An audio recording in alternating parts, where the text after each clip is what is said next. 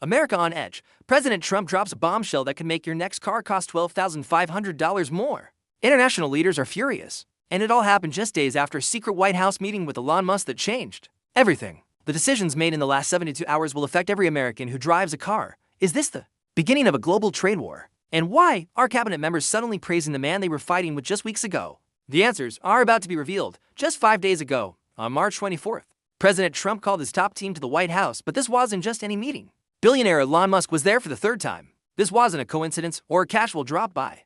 MUSK'S presence at these high-level government meetings has become a pattern. That's raising eyebrows across Washington and beyond. Why was Musk there? He's leading a team called DOGE. That stands for Department of Government Efficiency. Their job: cut costs and save money. Simple as that. But the reality is far more complex than just trimming a few dollars here and there. Musk's team has been tasked with fundamentally transforming how the government operates, potentially eliminating entire programs and departments that have existed for decades. This isn't just about efficiency. It's about completely reshaping the federal government as we know it. Trump didn't hide what was coming. He told everyone in the room, "I don't know what it's going to look like to the public, but it's got to be done." In other words, big changes are coming, whether people like it or not. That statement alone sent shockwaves through Washington. When a president says something has to be done regardless of public perception, you know it's going to be controversial. Sources inside the room describe the atmosphere as tense but determined. This wasn't a brainstorming session.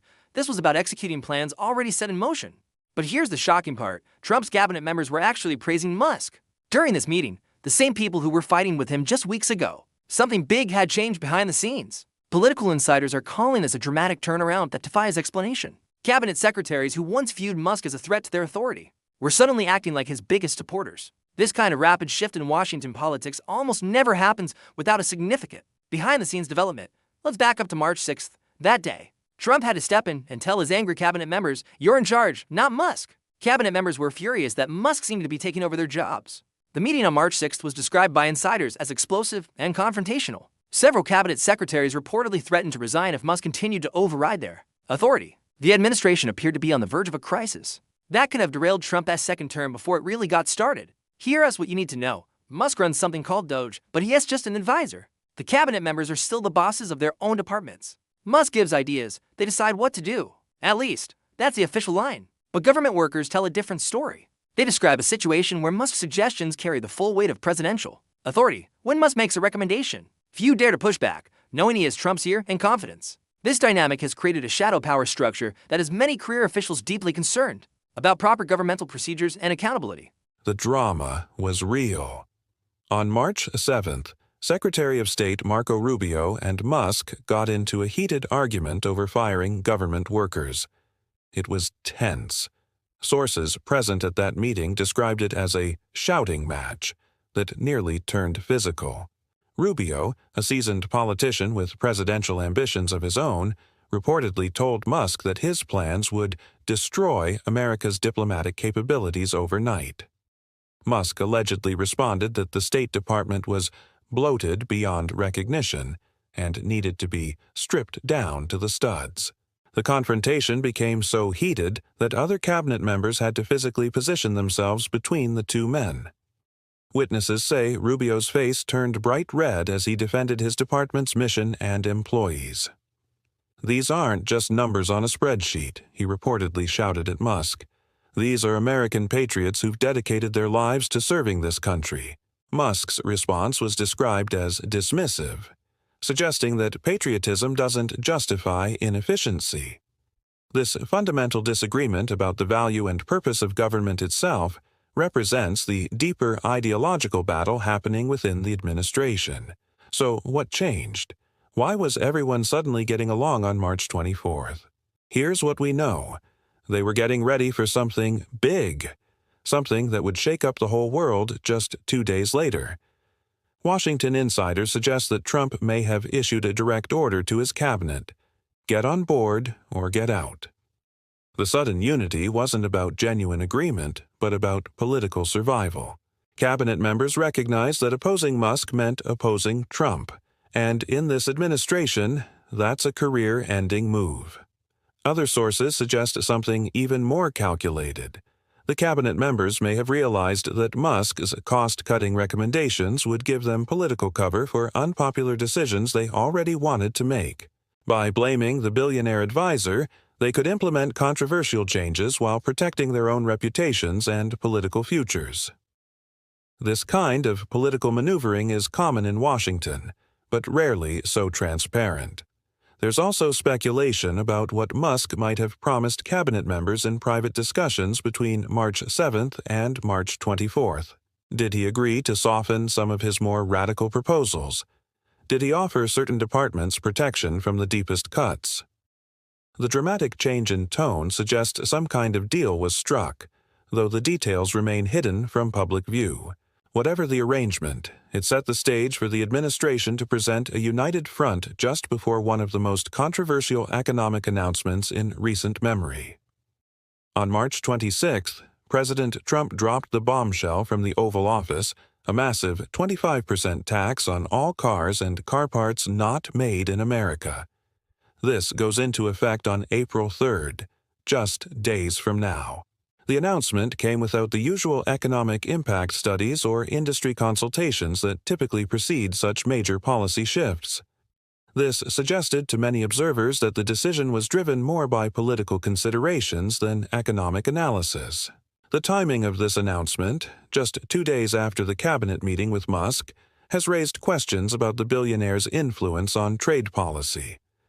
While Musk's official role is focused on government efficiency, his business interests in American manufacturing align perfectly with these new tariffs. Tesla, Musk's electric vehicle company, stands to benefit significantly from policies that make foreign competitors more expensive. This potential conflict of interest has already prompted calls for congressional investigations. Trump didn't hold back.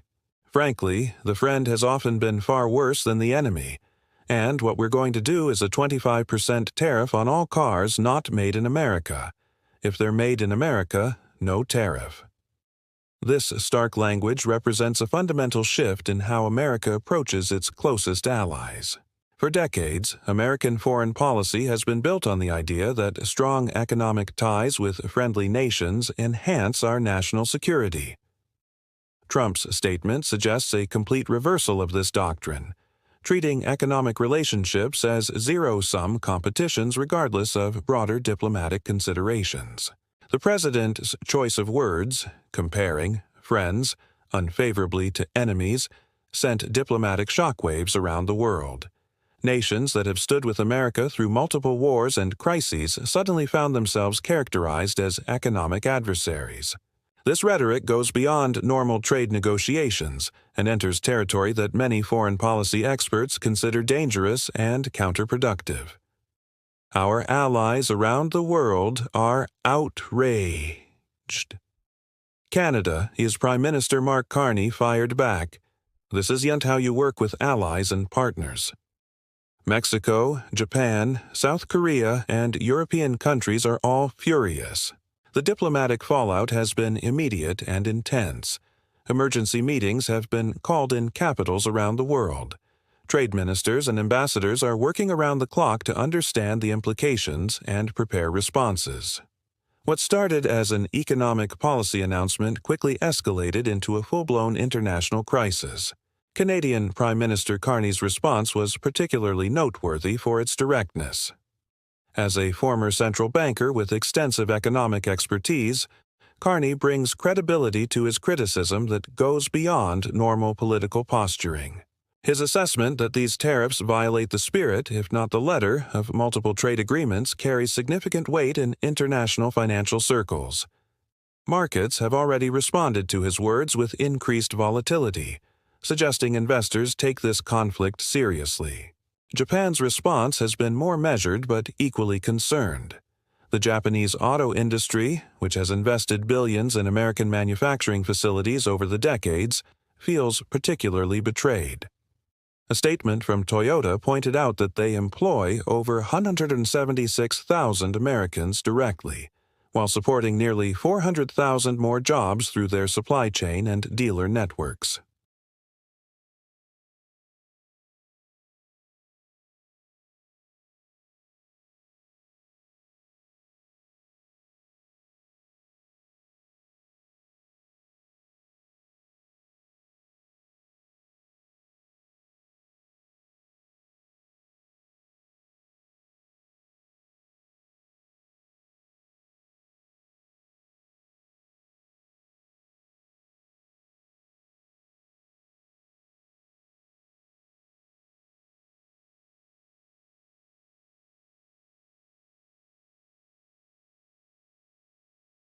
The dispute could take years to resolve through international tribunals, creating sustained uncertainty for businesses and consumers alike.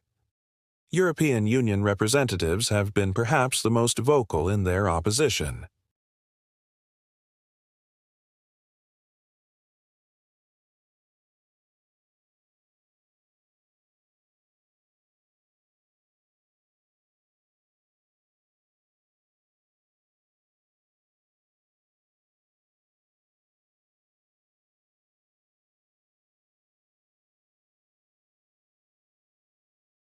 The potential for escalation into a full-scale trade war grows with each new statement.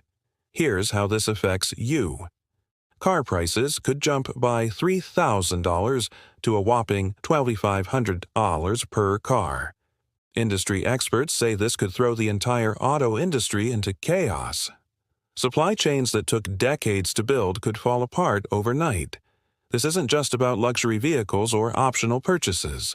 For most Americans, especially those outside major cities with robust public transportation, a car is an essential tool for getting to work, accessing health care, and participating in community life. Making vehicles dramatically more expensive, the price increases won't be uniform across all vehicles.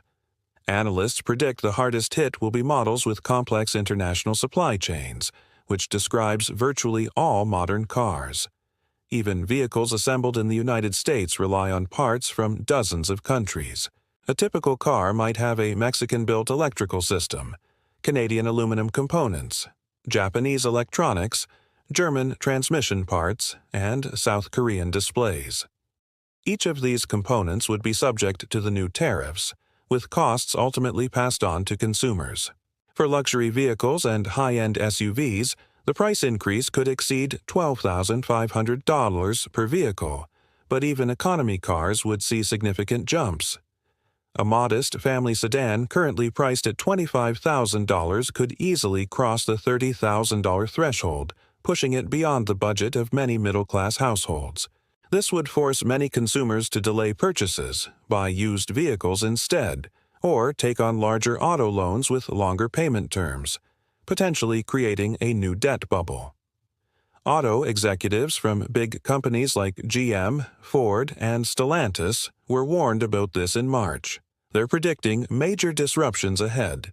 These industry leaders understand better than anyone the fragility and complexity of modern automotive supply chains. Unlike the auto industry of the 1950s, today's manufacturing relies on just-in-time delivery of thousands of specialized components from around the world. Disrupting this system does not just raise prices. It potentially stops production entirely until new suppliers can be found or existing ones can relocate. Industry insiders describe a scramble to understand which components would be affected and how quickly alternative suppliers could be established. The consensus view is pessimistic. You can't just flip a switch and create an American supply chain overnight, explained one executive who requested anonymity. Some of these components require specialized manufacturing capabilities that simply don't exist in the U.S. right now. Building that capacity would take years, not months. The situation is particularly challenging for electric vehicles, which represent the industry's future. Battery technology, critical minerals processing, and specialized electronics have global supply chains that would be especially vulnerable to these tariffs. Ironically, the policy could significantly slow America's transition to cleaner transportation by making EVs prohibitively expensive for average consumers.